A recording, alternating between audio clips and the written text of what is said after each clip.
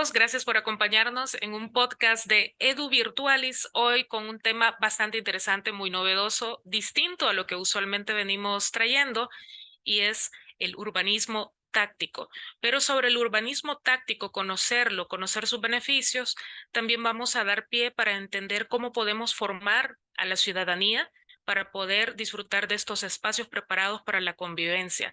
Esta noche nos acompaña el arquitecto Rafael Centeno, un salvadoreño que ha implementado y tiene mucha experiencia en el urbanismo táctico. Viene a comentarnos de qué se trata, cómo se puede desarrollar correctamente, y en el transcurso de este tiempo usted va a encontrar muchísima información de valor en conjunto con mi compañero César Leandro Marín, que siempre nos acompaña desde Costa Rica. Hola César, buenas noches.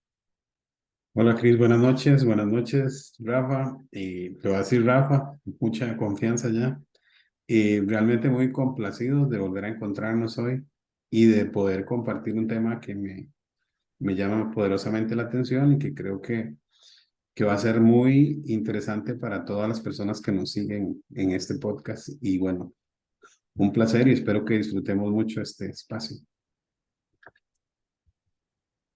Rafa, bienvenido, buenas noches.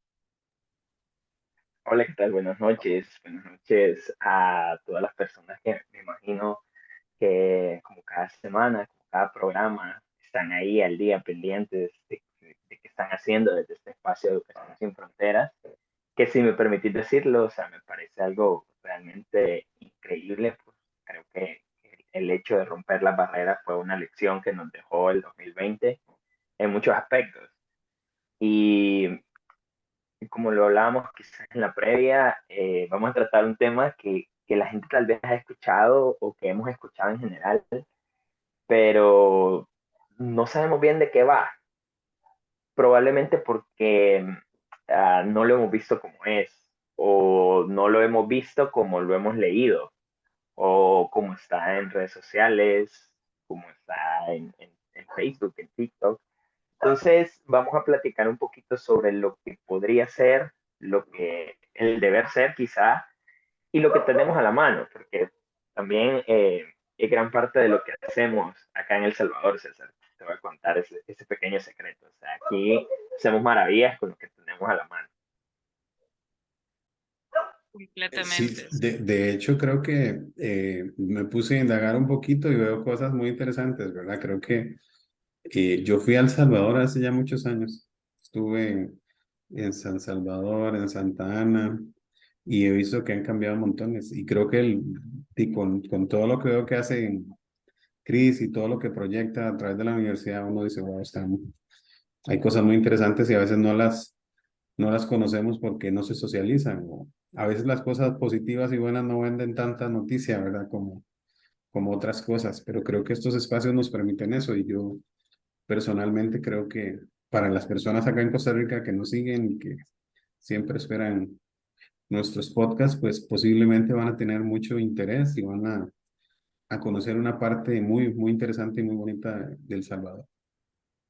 Completamente. Sabes que a mí me llamó la atención hace unos meses, yo no sabía nada de urbanismo táctico, no digo que ahora soy una experta, claro, pero por lo menos en esos momentos tenía poca interacción con la temática, y fue justamente a través de Rafa que pues le hago una serie de preguntas porque me pareció muy interesante una práctica que se ha desarrollado ya acá en el país, y cómo con un espacio tan concurrido como un centro histórico, de pronto se puede habilitar también el poder decir, ok, aquí hay un espacio para que las familias puedan convivir, para que los peatones puedan estar tranquilos y disfrutar. Eh, los centros históricos acá en El Salvador son hermosos. Bueno, el centro histórico de Santa Ana, tú conoces Santa Ana, y no sé si te diste una vueltecita por el centro histórico nuestro, pero tiene muchísima historia. Y creo que pasamos, pero no lo percibimos. Podemos ver las edificaciones, pero no lo percibimos. Entonces, Rafa, ¿será que a través del urbanismo táctico podemos lograr eso? ¿Qué es en sí el urbanismo táctico? Así que yo le he platicado en varias oportunidades y creo que no existe una definición que vos encontres un libro y digas, es que esto es urbanismo táctico.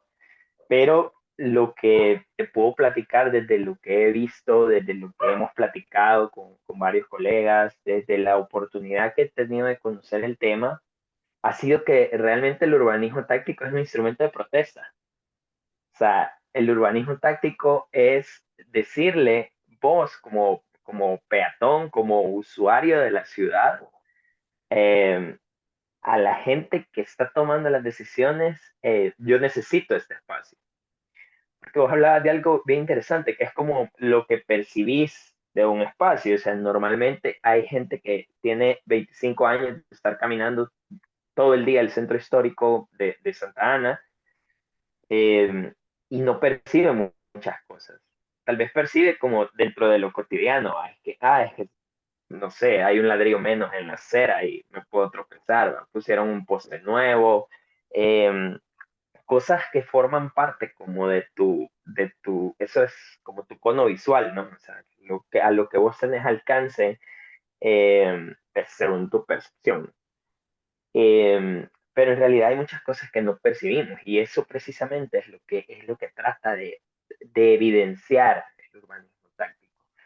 Fíjate que han habido unos ejercicios bien interesantes en los que se han mostrado ilustraciones, pinturas, etcétera, diferentes manifestaciones, en las que, por ejemplo, sacas los vehículos de las calles y, no sé, creas o pintas, o sea, lo pintas si puede ser físico, o sea, si puedes realizar una intervención en un espacio, o de manera conceptual en una imagen sustraes el piso de las calles y lo volvés un precipicio. Y solo ahí, y solo entonces, vos tenés como esa percepción de, hey, realmente es bastante poco el espacio que yo tengo para desplazarme dentro de la ciudad. Y específicamente en nuestro caso de Santa Ana, es hermosa la forma en cómo se le han cedido muchos espacios al vehículo y se ha sustraído de las calles la vida urbana, o sea, el hecho de generar espacios donde se pueda caminar o leer, por decirlo de alguna manera, lo mencionan los autores, la ciudad, ¿no? O sea, la ciudad es un libro que se lee con los pies. En Ahora, ese sentido, fíjate que, solo para que nos quede como bien claro, ujú. creo que es bien puntual, creo que es la palabra que estoy buscando, decir que el urbanismo táctico es realmente un ejercicio que pone la concepción de lo que yo quiero y de lo que yo deseo en las personas, más allá de los métodos de gobernanza o la gobernabilidad propia de cada ciudad. Por ahí leía en un artículo que nace mucho de los procesos de participación ciudadana. Desde tu experiencia, ¿cómo ha sido ese caminar junto a las personas que transitan a diario? Porque si un poco surge de esa necesidad, incluso como lo planteas, de algún tipo de protesta, ¿cómo ha sido la participación en tu experiencia desde que estás en este tema? Fíjate que es bien interesante porque yo soy del concepto de que si vos pones algo en el espacio público, si vos pones algo en la ciudad, la gente lo va a usar. Ese es como el gran concepto escrito en los libros. Pero mi experiencia me dice que vos puedes poner algo en la ciudad y es probable que la gente no lo use. Porque hay una tendencia muchas veces a temerle a algo que no entendés para qué es. O sea, ese temor natural que muchas veces te generan algunas cosas, varía dependiendo de tu contexto, obviamente, ¿no? Por ejemplo, hay diferentes ejercicios de experimentos sociales, y creo que de esto Cristi nos puede hablar bastante sobre cómo funcionan, sobre cómo en muchos países del mundo la gente de repente pone un saco de boxeo en una acera, o ponen una piscina de pelotas. De repente a esa gente que va súper estresada a su trabajo, 7:30 de la mañana, ya te dejó el bus, vas corriendo para la parada de buses y viene alguien, un extraño que en tu vida has visto, y la persona te dice, hey, te ofrezco $5 porque te metas a la piscina de pelotas. Y es como, no, voy tarde y no sé qué. Y el nivel de estrés es increíble la forma en cómo baja. Entonces, pero tiene que existir como ese detonante, y creo que eso sería algo muy, muy de nuestro contexto, que alguien te diga que puedes usarlo. No, no, en nuestras ciudades, en El Salvador, no es algo tan orgánico. Y eso, como te decía, creo que lo podemos platicar un poco con lo que tiene que ver con cultura ciudadana, con el tema de participación, porque todavía hay un sesgo muy arraigado en nuestra cultura ciudadana de ser un poquito más precavido al momento de dar una opinión, al momento de asociarte a diverso grupo o determinado grupo, al momento de esa precaución de que te dicen, hey, miren, vamos a hacer esto, ¿va? Y primero esperemos a ver qué sale y de ahí veo si les pongo un tweet o si les doy like en Facebook. O sea, es un poco de eso. O sea, todavía estamos muy inmersos en nosotros y creo que nos falta un poco más de dinamismo para llegar a lo colectivo, a entender lo colectivo, que es Mira, precisamente lo que hace el urbanismo. mira, Rafa, con relación a eso yo tengo dos preguntas. La primera es entonces definir qué no es urbanismo táctico. Quisiera saber eso, ¿cuál es tu definición de lo que no es urbanismo táctico desde tu experiencia? Y la otra cuestión es, uno como mortal, caminando por las calles de la ciudad, ¿cómo puede identificar que está en medio de una dinámica o de una expresión de urbanismo táctico? Bueno, generalmente lo que pasa en nuestras ciudades es que vos te das cuenta que algo está pasando, um, porque hay mucho color. Eso es un poquito, y al mismo tiempo definiría lo que no es el urbanismo táctico. O sea, porque muchas veces pensamos que el urbanismo táctico, y esto lo vemos y quizás hasta nos reímos a diario con personas que están hablando de esto, con gente que está a favor, gente que está en contra, y es como, anda a poner macetas a las calles, man, y ya. O sea, yo quizá definiría eh, lo que no es urbanismo táctico con el tema de pintar una calle y poner mobiliario y macetas. O sea, para mí eso no es urbanismo táctico. Es parte de todo el conjunto de lo que forma el concepto del urbanismo táctico. Y creo que gran parte de las señales de que estamos viviendo un espacio público distinto es que vamos a ver más gente en las calles, sobre todo en las calles, porque son las que regularmente eh, nos peleamos como parte del urbanismo táctico, y el hecho de percibir un poco más de color.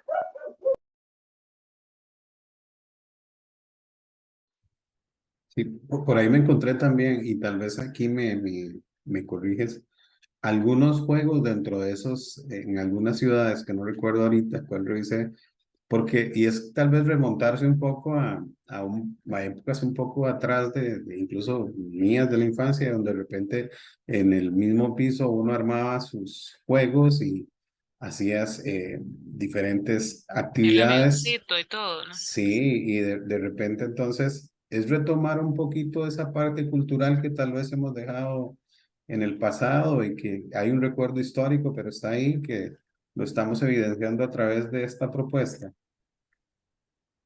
Sí, y vos puedes expresar casi cualquier cosa a través de un espacio. Eso es muy versátil el tema de las intervenciones. Y quizá ese es otro concepto que a veces no se entiende también, que es la intervención en un espacio público. Eh, Porque la intervención como tal, sí, para mí se define como algo que llega y se va, pero el urbanismo táctico lo que pretende es que esa intervención que llega y se va sea acompañada de otro tipo de factores, elementos, no solo físicos del espacio público, sino que también del tema de la participación ciudadana. Tiene muchísimo que ver el tema de la gobernanza y cómo estas intervenciones se van a acompañar con proyectos que eventualmente se vayan a volver permanentes para que esto funcione. O sea, Entonces, podría ser como un llamado a las personas para que a través de esto también se vayan involucrando, vayan conociendo otras cuestiones. ¿Será el urbanismo táctico una parte de un todo? claro que sí, por supuesto. El urbanismo técnico colabora también en temas de economía de ciudad, en temas de planificación, en temas de activación, sobre todo. Podés testear, y eso es bien interesante, yo lo he visto en algunas otras regiones, podés testear hacia dónde podés planificar como ciudad, hacia dónde puedes orientar el crecimiento, hacia dónde puedes dirigir tus políticas públicas de suelo, hacia dónde puedes redirigir tu economía urbana para que crezca o se fortalezca a través del urbanismo táctico. Te voy a poner un ejemplo, creo que muchos hemos visto que en muchas alcaldías de nuestro país, y pues por supuesto Santa Ana no es la excepción, se han estado sacando las actividades de los centros históricos y de los centros urbanos. Eh, por ejemplo, nuestras famosísimas fiestas Julias, en esta oportunidad llegaron a otras centralidades, te lo voy a poner de esa forma, ¿no? O sea, estuvimos en colonias o en comunidades periféricas al centro de la ciudad y funcionó súper bien porque la gente ya no tenía que trasladarse, la gente podía quedarse más tarde y por ende podía disfrutar más de esta activación de los espacios. Entonces, ahí vos ya testaste algo. Y por supuesto, detrás va lo técnico, ¿no? O sea, eso lo vas evaluando, vas haciendo métricas de los espacios, vas creando funciones que van a ser llenadas por los espacios o viceversa, espacios que van a llenar esas funciones humanas que vamos a requerir sí o sí. O sea, el hecho de que haya acción humana en un lugar requiere ciertas necesidades que tenés que cubrir, que eso ya es un poco más lo arquitectónico. Eh, ya viene la parte estadística, ¿no? O sea, cuántas personas fueron, si estas personas son niños, si son adultos, si son jóvenes, si son mujeres, si son hombres. Y ahí quizás me voy a detener un poquito, porque en estos tiempos que mucha gente plantea que son tiempos de convulsión y de cambio, el urbanismo en sí, eh, dentro de su rama del urbanismo táctico, por llamarlo de alguna manera, um, ha funcionado muchísimo para alzar la voz en temas de violencia contra la mujer y de ciudades que sean más igualitarias, hablando del tema de género. Porque, bueno, yo, César, estuvimos ahí por ahí en un congreso con Cristi hace un par de días y yo hablaba mucho de eso, ¿no? Como de las rutinas que socialmente han sido asignadas a hombres y mujeres y que por lo tanto hombres y mujeres vivimos la ciudad de manera muy diferente. Entonces, esto requiere que esa ciudad o ese espacio te llene ciertas necesidades que probablemente tiene que cubrírselas a uno, pero tiene que quitárselas al otro. Idealmente que ambos puedan convivir y coexistir, pero dentro de nuestros contextos las necesidades no son las mismas, definitivamente. Ahora, una pregunta. Fíjate que sobre eso que acabas de mencionar, mm, quizá voy a ser un poquito azarosa con esta pregunta porque en realidad es para ambos, para César y para Okay. Rafa, porque César nos acompañó justo en ese congreso hablando sobre metaverso. Una de las cosas que me llama la atención es que quizá sucede todo eso, pero el ciudadano común no se está enterando. O cómo podemos hacer esa cultura y cambiar ese chip. Ahora, sí se llega a ciertas zonas, porque lo hacen ustedes, como bien lo dices, a través de activaciones, pero ¿existirá la posibilidad de utilizar metaverso para educar a las personas sobre cómo utilizar estos espacios o cómo interactuar con ellos? ¿Qué opinan? Wow, yo creo que uno tiene que visualizar todo eso como una forma estructural, porque creo que el metaverso también nos lleva a imaginarnos el mundo desde una perspectiva diferente, ¿verdad? Tratar de entender de que podemos interactuar. Y ya lo hacemos, lo estamos haciendo nosotros en un espacio totalmente virtual, donde estamos compartiendo, donde estamos creando, y mucho de lo que Rafa nos está contando, yo también me lo estoy imaginando. Entonces, desde ese imaginario de una ciudad ya más llena de vida, una ciudad haciéndose responsable de su entorno histórico a través de este urbanismo táctico, pues también dentro del metaverso termina siendo una construcción, es un encuentro. Entonces, sería interesantísimo, digamos, unir la educación con la cultura, con la arquitectura, que creo que es un poco el espacio. Yo creo que todo va de la mano. Yo creo que si algo nos ha demostrado en los últimos años a la humanidad es que la única forma de coexistir va a ser estar siendo solidarios y entendiendo que en un espacio podemos aprender y crecer. Y creo que el metaverso es un espacio que nos provee eso y me suena interesantísimo ese imaginario en el que podamos crear. Y ahora que decías, digamos, de las diferencias entre hombres y mujeres en estos espacios, nosotros en Costa Rica tenemos un gran problema con el acoso callejero, de hecho ha tenido que legislarse, para las mujeres ha sido, en algunas zonas es difícil, incluso solo caminar, o sea, hay un montón de derechos que se han ido perdiendo. Creo que a través de este urbanismo táctico, generar un cambio de cultura también, un cambio de espacio, me parece interesantísimo. Y no sé si Rafa ahí también nos puede profundizar en lo que preguntaba Chris y en esta otra parte, de cómo cambiar patrones o estructuras sociales a través de este nuevo diseño de nuestras ciudades.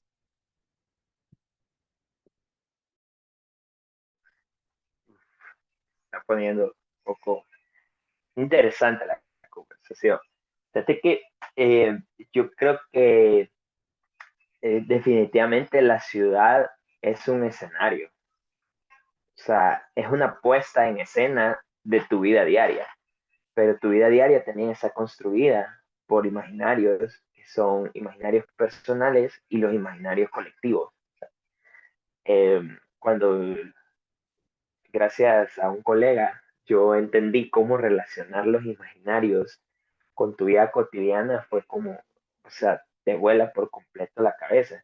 Y eso creo que también es parte del tema de los metaversos, o sea, cómo volvés una realidad o se manifiesta una realidad a través de un imaginario colectivo. Y en ese sentido, eh, tenemos nosotros como, te voy a poner el caso muy latente de El Salvador, eh, tenemos diversos escenarios, porque diversas son nuestras formas de pensar, y por lo tanto tenemos distintas percepciones del espacio público. Porque hay quien, por ejemplo, eh, sabe que el espacio público es de todos, pero el hecho que sea de todos, lo vuelve inapropiable. O sea, porque yo no me puedo apropiar de un pedazo de acera porque es de todos, porque es público. Pero está la contraparte de eso, o sea, como tu gemelo malvado. O sea, el Venom del metaverso, en el que la gente dice, ok, pero esto es público, entonces si es de todos, significa que también es mío. Entonces, ¿por qué yo no lo puedo hacer? Y vienen un montón de condicionantes, ¿no? En el tema de, no, es que yo lo pago, no, es que yo lo mantengo, no, es que yo le puedo dar mejor mantenimiento que el que genere la institución que esté a cargo de eso. Y lo que a mí realmente me causa una sensación increíble, como no tienes idea, es el tema de que todos tenemos razón. O sea, todas las personas tienen un punto válido. Entonces, lo que nosotros como actores del espacio público queremos es representar esos puntos que usan como válidos. Entonces, ¿cómo lo representamos dentro de un espacio?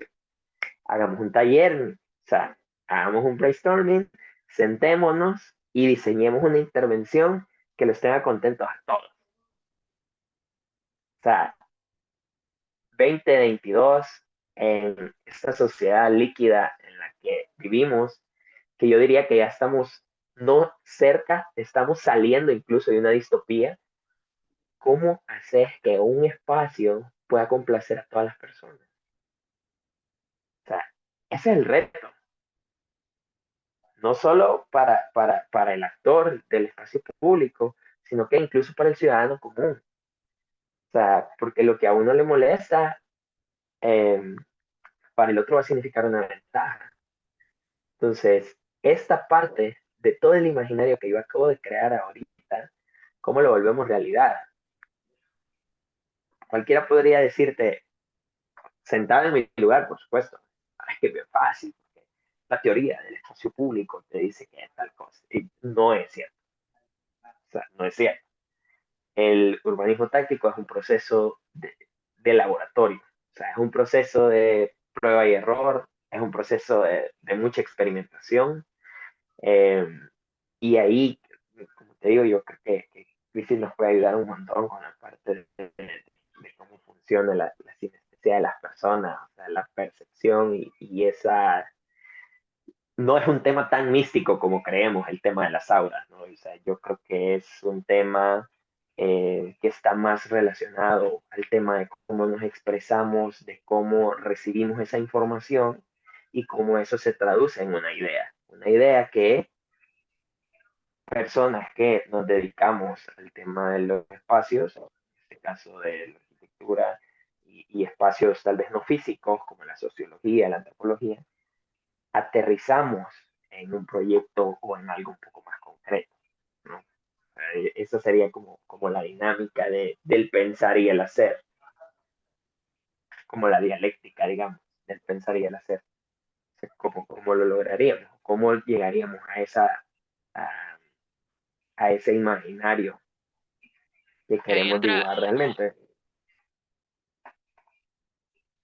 ahí en tuyo, eso de comprender cómo es el proceso de la sociedad a través del pensamiento, de la filosofía y todo. O sea, es bastante interesante, somos tan diversos, con preocupaciones tan distintas, anhelos, sueños diversos en general. Y esa misma diferencia muchas veces nos crea barreras. Ahora, ¿cómo podemos educar entonces a a la sociedad para que se integre a estos procesos, para que los pueda comprender como parte del desarrollo, como parte de la sana convivencia también que todos merecemos tener en una ciudad? No solo pasar dentro del trabajo, dentro de casa, sino que también el disfrutar el día a día en las calles, el sentirnos seguros, el sentirnos que podemos convivir, conversar, conocer, interactuar con otras personas. ¿Cómo logramos todo esto? Yo creo que el cambio de chip, digamos, que eventualmente nos va a llevar a una modificación de la cultura ciudadana, es, es un tema como de presión. O sea, que haya un medio o que haya un emisor de ese mensaje y te lo reproduzca todo el tiempo, todo el tiempo. Um, no sé si va a ser como muy exagerada la comparación, pero, por ejemplo, yo sé que Costa Rica no tiene fuerzas militares. O sea, no hay un ejército en Costa Rica. Pero o sea, estoy convencido, sin haberle preguntado a nadie, estoy convencido que absolutamente todos los costarricenses saben que no lo necesitan para estar seguros. Entonces, eso es esa percepción que comenzó como personal o que comenzó como una política pública o cualesquiera que hayan sido sus causas. Realmente yo las desconozco, no sé si César nos quiere contar esa historia un poquito más adelante. Eh, pero cómo eso se convirtió al final en un saber colectivo, porque el saber colectivo es que, ok, tal vez yo tengo que tener un poco más de cuidado, pero no necesito tener un militar, no necesito fuerzas militares. No es algo que mi sociedad, que mi contexto requiera. Entonces, a ver, no te estoy diciendo que vamos a abolir a toda la Fuerza Armada, pero estoy hablando como de ese cambio de mentalidad. Entonces, ¿cómo pasa y cómo sucede? Es un emisor que todo el tiempo está, esto puede ser posible, esto es posible. Y por supuesto que hay una corrección tal vez en el momento justo. Pero, ¿qué va a pasar si esa corrección no te la hace un ente, vamos a llamarlo superior, ¿no? O no es una autoridad, sino que es tu vecino?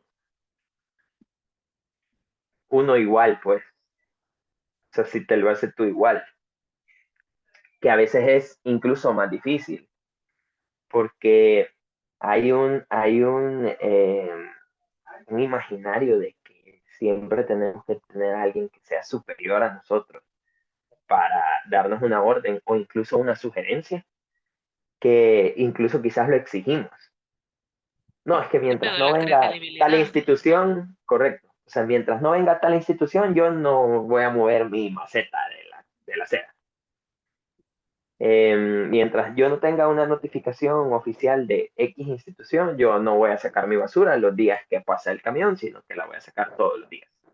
Entonces, ese pequeño cambio, quizás hasta de actitud, que pudiésemos tener y que en muchos microespacios se ha logrado. O sea, te estoy hablando de un pasaje, por ejemplo, de la senda de una colonia, de tal vez una manzana, si lo querés ver ya como a un nivel super macro. Eh, es quizás el ejercicio que deberíamos practicar a una escala muchísimo más grande. Qué interesante porque, digamos, dentro de las ciudades, no sé si les pasa, pero por ejemplo acá en la ciudad de San José a veces es caótico. Entonces, cuando usted tiene que entrar a la ciudad, digamos que no es un atractivo que, digamos, uno diga, tengo que ir a San José a hacer lo que sea, una vuelta.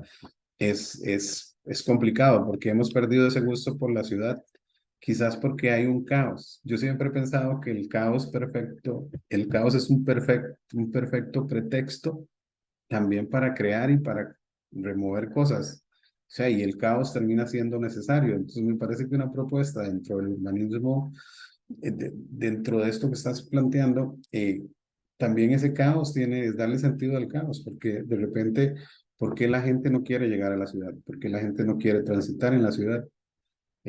A no ser de que sea un domingo por la tarde, de repente salís a San José y tiene otro matiz, también los días tienen otros colores, ¿verdad?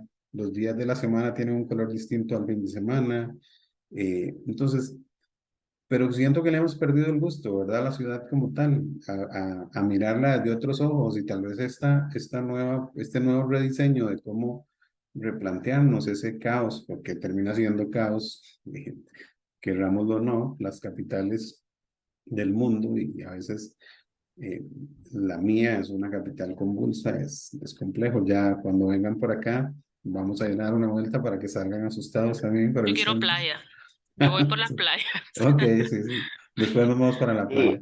Pero, fíjate pero un que poquito en eso, digamos, ¿cómo darle sentido a ese caos? Yo siempre he pensado que el caos es necesario en las organizaciones, en el planeta, en los El países, equilibrio. pero sí, ¿cómo le damos definitivamente lo es. sí, ese equilibrio a través de este diseño? Mira, yo pienso y estoy seguro que todos los nudos tienen un extremo por el que puedes empezar a deshilar. Y el caos de las ciudades ha sido la oportunidad del urbanismo táctico. El caos de las ciudades fue lo que en su momento eh, generó los procesos de acupuntura urbana, o sea, los procesos de generar espacios habitables. Y te voy a decir algo, desde mi perspectiva, fue el urbanismo el que creó todos esos problemas. O sea, fue el urbanismo el que creó ciudades en su momento que fueran dispersas porque de alguna forma, después del tema de toda la revolución industrial y del desarrollo de las fábricas y todos los procesos automatizados, necesitaban que las personas vivieran más cerca de las zonas industriales. Pero de alguna forma las ciudades se fueron expandiendo tanto que alcanzaron las zonas industriales y las personas que ya vivían ahí se convirtieron en codependientes de lo que pasaba en los centros de las ciudades. Entonces, de alguna forma nosotros mismos creamos este desorden. Entonces, a ver, apretemos alguna tuerca, un par de tornillos y volvamos donde estábamos, pues. O sea, dejemos de crear la ciudad soñada fuera de la ciudad. O sea, hagamos eso donde ya hay una ciudad que bajo tema de normas técnicas, normas de edificabilidad, planes de ordenamiento, temas de planificación urbana, puede crear lo que vos estás sacando de la ciudad. Porque al final yo no necesito una ciudad que sea un centro comercial, que es lo que estamos creando. O sea, y es el caso de San José, es el caso de San Salvador. Ahora, yo no sé si alegrarme por decir que es el tema de Santa Ana, eh, pero es lo que eventualmente va a pasar en toda la ciudad, porque Ha estamos cambiado mucho. creando, sí, Esta ciudad ha cambiado muchísimo. O sea, increíblemente. yo creo que, bueno, haciendo el paréntesis justo que César comentaba que había venido hace un tiempo, quizá ahora no la reconoces. O sea, es una urbe comercial y se está expandiendo tanto. O sea, nosotros pasamos de ser una ciudad dormitorio básicamente al extremo del comercio. Entonces, más allá de convertirse en un polo de desarrollo, tenemos deforestación, tenemos caos vehicular, sistema de acueductos colapsado, pocas zonas peatonales, casi nada de áreas verdes. Entonces nos hemos ido muchísimo al extremo. Y con esto que mencionas, Rafa, que suena muy bonito, pero es viable.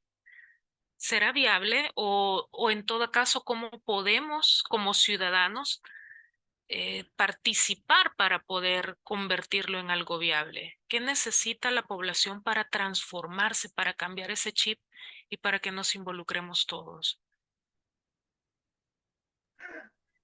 Yo creo que gran parte de lo que hemos hablado hoy ha sido el escenario utópico. Y creo que es importante que comencemos a hablar del escenario realizable, o sea, del alcanzable, de qué puede pasar. Eh, es importante que como ciudadanos pongamos de nuestra parte. Yo sé que suena súper trillado y es como la publicidad más, no sé, más de cultura ciudadana chill, ¿no? O sea, saca tu basura, barre tu acera, llévate bien con tu vecino.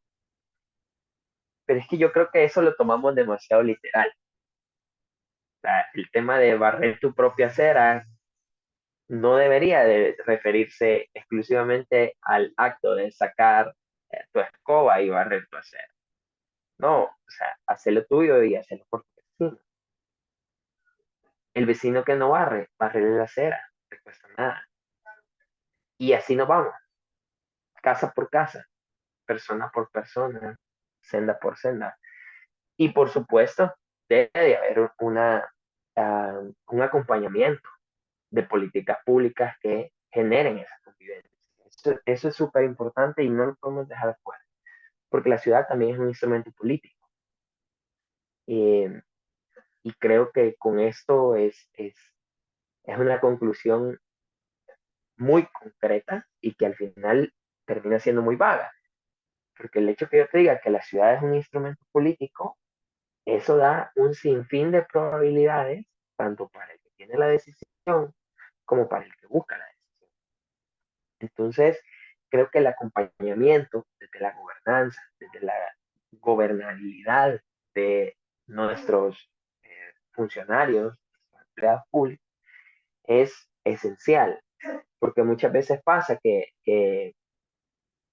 existe el impedimento, el caso de las aceras, que muchas veces es un impedimento para las personas el poderlas intervenir y el poderlas tener bonitas o como ellas quieren, eh, pero no existe la probabilidad o la oportunidad de.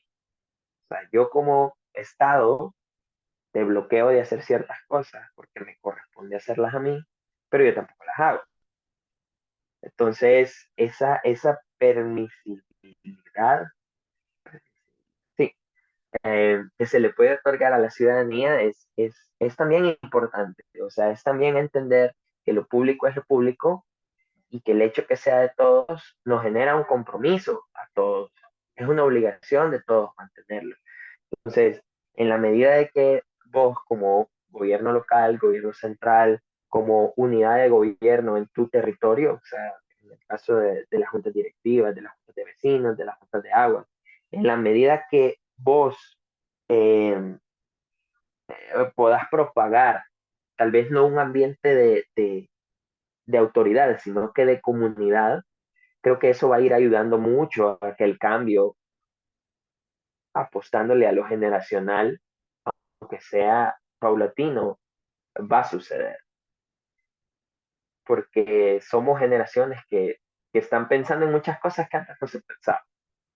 Y eso, bien. Pero más allá de eso, ¿qué puede pasar? ¿Qué podemos hacer? ¿Qué va a pasar más adelante? Eso creo que es como una de las grandes preguntas que podemos dejar también de esta experiencia. Yo creo que es hacerse responsable de esos entornos. Y me parece que vos lo decías muy claro, a veces lo que tenemos es lo que hemos construido, y de repente hay que reconstruir otra vez, o no solo reconstruir, repensar, reeducar también, que son procesos bien complejos, bien difíciles, porque a veces eso que decías, bueno, la solidaridad, el entenderme con mi vecino, el recoger la basura, aunque no sea mía, también genera ese sentimiento de entender que estamos en un entorno comunitario y crear un espacio en donde para mí la propuesta es como un pretexto para invitar a la gente a hacerse parte de, o a sentir parte suya en la misma ciudad, ¿verdad? Que de repente no sentimos esa pertenencia de decir esto es mío, todo esto me pertenece a mí también. Porque también los mismos sistemas políticos nos han creado una falsa realidad de lo que somos, ¿verdad? De repente, soy ciudadano de un país, este país también me pertenece, y cuál país quiero tener y cómo lo quiero hacer. Pues creo que ese es el rediseñar un poco los entornos urbanos, que al final, en lo que hacemos nosotros, en la propuesta que estamos tratando de ir dándole forma cada vez más, mucho es el entorno virtual, ¿verdad? Entonces, de repente tenemos a las juventudes ahorita y los chiquillos muy metidos en los entornos virtuales, pero quizás ellos no encuentran respuestas en el entorno físico. Y hay que buscar también esa respuesta en el entorno físico para que ellos combinen esos dos mundos. A veces criticamos mucho que pasan muy metidos en un mundo virtual. Pueden ser que estén hartos del mundo físico, y nosotros como adultos a veces vemos el mundo solo como adulto céntrico y no le damos esa posibilidad de entender por qué los chicos no quieren tanto el espacio físico ahora o por qué se refugian más en el espacio virtual. Y creo que esta alternativa también los invita y que ellos sean parte, que rediseñen, que hagan. No sé si conocen la propuesta de Bansky, que es de protesta social, de que de repente esto es más grafitero, pero digamos que busca dejar un mensaje en eso. Entonces creo que esta propuesta también es eso, dejar un mensaje en donde la gente tiene que apropiarse, bueno, qué tipo de ciudad queremos, pero si no le preguntamos a la gente, posiblemente no vamos a construir eso, porque de repente la gente, cuando no se siente parte, cuando no está incluida, y creo que eso es un poco la propuesta que decías, donde la gente tiene que involucrarse y sentirse parte de, va realmente a rediseñar ese espacio que las ciudades han significado también. A veces está como muy satanizado el tema ciudad, ¿verdad? Ciudad no, alejémonos más, mejor playa, como decía Cristina, que es un buen pretexto, pero también la ciudad perdió ese encanto, ¿verdad? Entonces me parece que esta propuesta es retomar, y creo que en Centroamérica es muy necesario. O sea, nosotros necesitamos eso.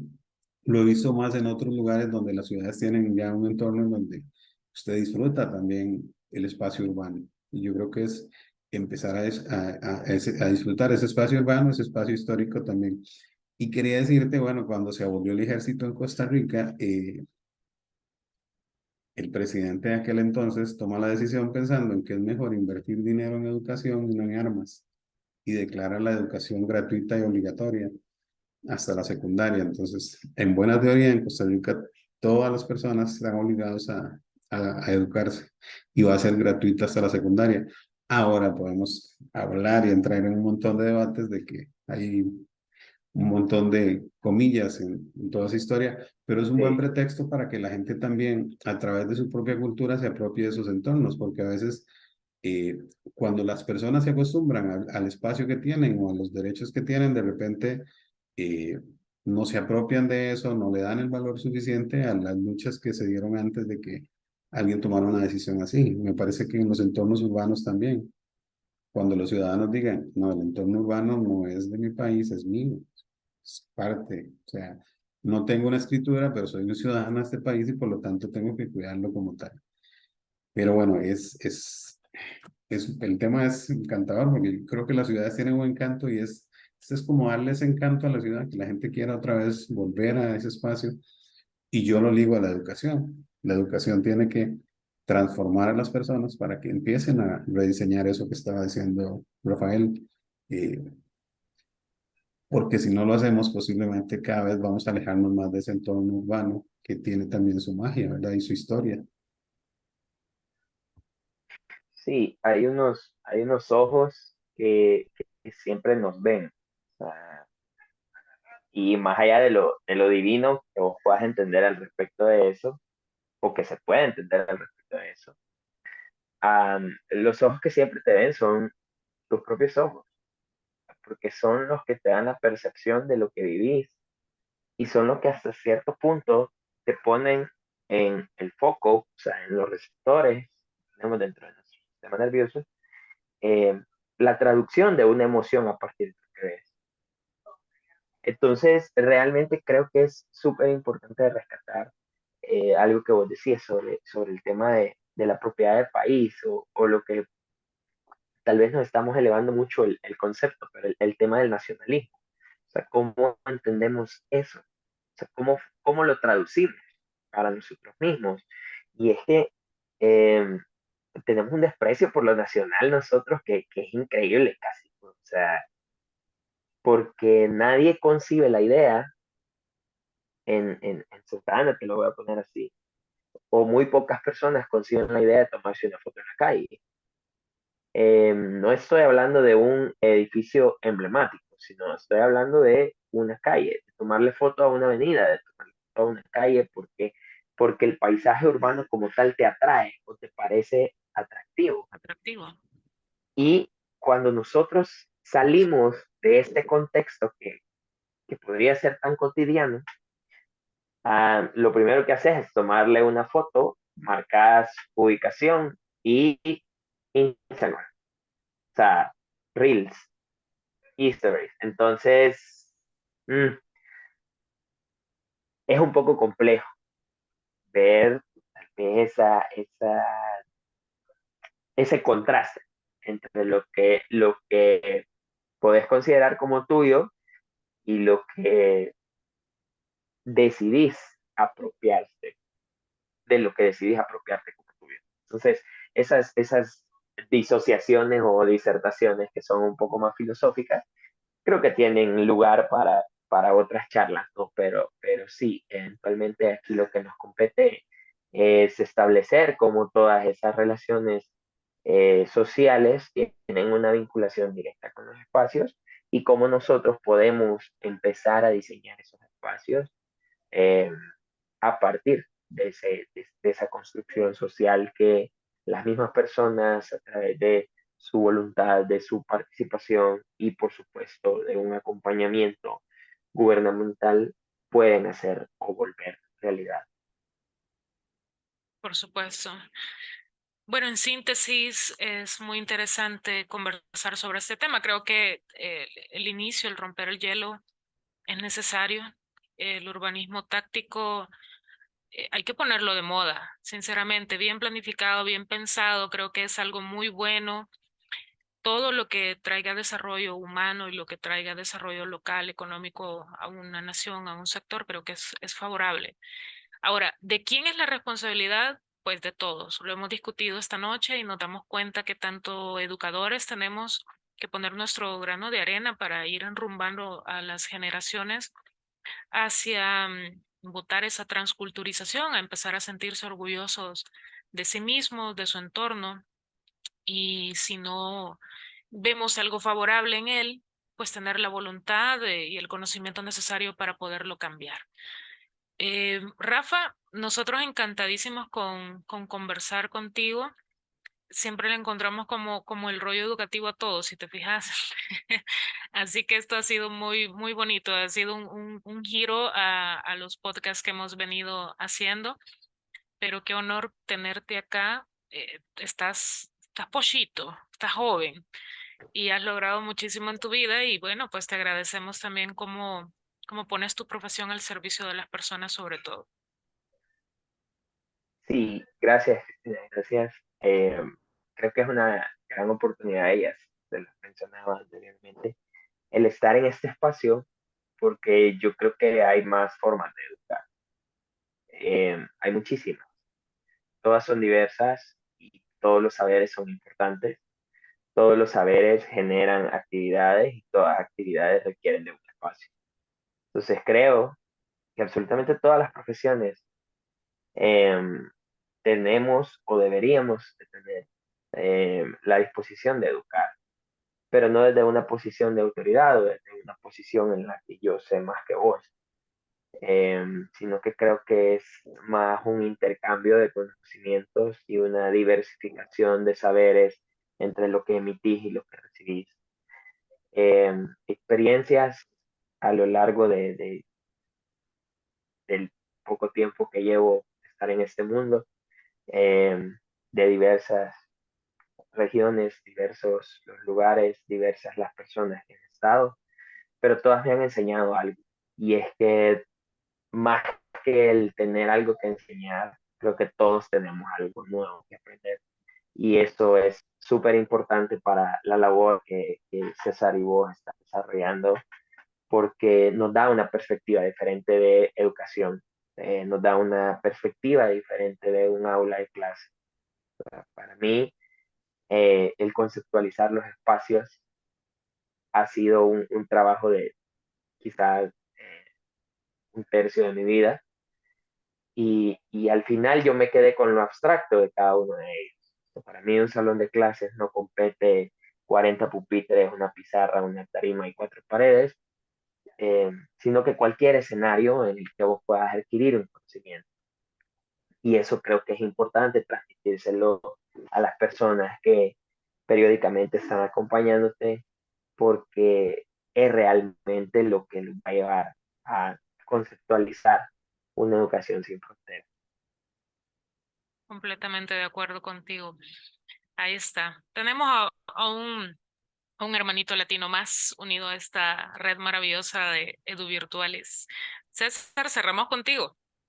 No, agradecerte, Cris, y sobre todo a Rafael, porque creo que nos ha compartido ideas muy interesantes y bueno, yo estoy segurísimo que lo invitaremos en otro momento para hablar de otros temas y tomarnos un café filosófico ahí. Pero creo que al final va a ser de mucho beneficio este enfoque y al final la educación es todo esto, ¿verdad? No, lo que decías, no solo es eso, sino es todo lo que podamos compartir. Y el conocimiento para mí se multiplica. Entonces creo que al final, muy provechoso, yo agradecerles a Cris, a Rafa por todo lo que nos ha compartido hoy. Y Cris, tú cierras lindísimos los programas. Adelante. ¿Cómo se lavan las manos Poncio Pilato? No. Bueno, gracias por acompañarnos. Esperamos que estos podcasts también le estén dando a usted una perspectiva diferente de cómo hacer las cosas. Somos un par de profesionales, un par de personas, de seres humanos que amamos la educación y queremos acercarla a todos, sobre todos los temas y por supuesto seguir aprendiendo en comunidad. Les deseamos un buen viaje virtual y nos encontramos en el próximo podcast. Hasta la próxima.